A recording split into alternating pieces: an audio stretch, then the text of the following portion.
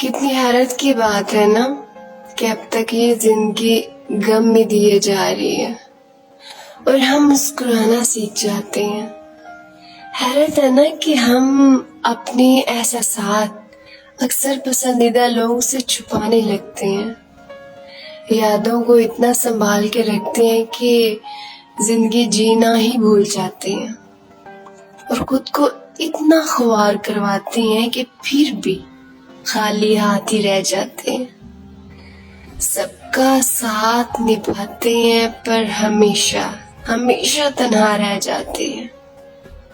حیرت کی بات ہے نا ہاں کہ عمر میں اتنے گہرے روگ ہم اتنی جلدی پال لیتے ہیں. کتنی حیرت کی بات ہے نا کہ یہ زندگی ہمیں ہر موڑ پہ غم دیے چلے جاتی ہے.